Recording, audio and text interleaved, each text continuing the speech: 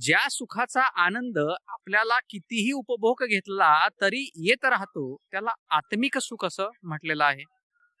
आणि भौतिक सुख म्हणजे काय? तर असं एखादं कोणतंही सुख की ज्या सुखाचा उपभोग मर्यादित गोष्टीपर्यंत, मर्यादित काळापर्यंत, एका मर्यादेपर्यंत आपण जर घेतलं, तर आपल्याला आनंदाची अनुभूती येते आणि त्यानंतर आपल्याला त्रास व्हायला लागतो किंवा ते सुख नको असं वाटायला लागतं आपल्याला. त्याला भौतिक सुख म्हटलेलं आहे. त्याच्यामुळे तर रीलमध्ये सांगितलं, जर तुम्हाला आत्मिक सुख पाहिजे असेल, तर परिक्रमेला या. कारण भौतिक सुख तर आपल्याला संसारामध्ये ऑलरेडी मिळतंयच आहे.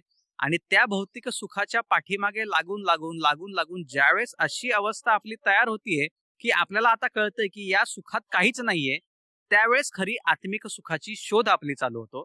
आणि तो शोध आपला ज्यावेळेस चालू होतो, त्यावेळेस आपल्या आतमध्ये जी अध्यात्माची भूक आहे, ती भूक निर्माण व्हायला सुरुवात होते.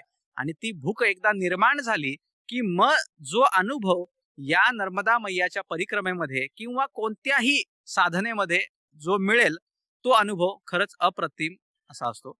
त्यामुळे मी सगळ्यांना विनंती करतो, की आत्मिक सुखाकडे एक पाऊल टाकण्याचा प्रयत्न करा. आत्मिक सुख अनुभवणं थोडंसं अवघड आहे. सुरुवातीला थोडासा कंटाळा येतो, थोडासा त्रास होतोय असं वाटतं. पण ज्यावेळेस आपण त्या साधनेमध्ये स्थिर व्हायला सुरुवात होतो, त्यावेळेस आपल्याला ते आत्मिक सुख काय आहे हे समजतं.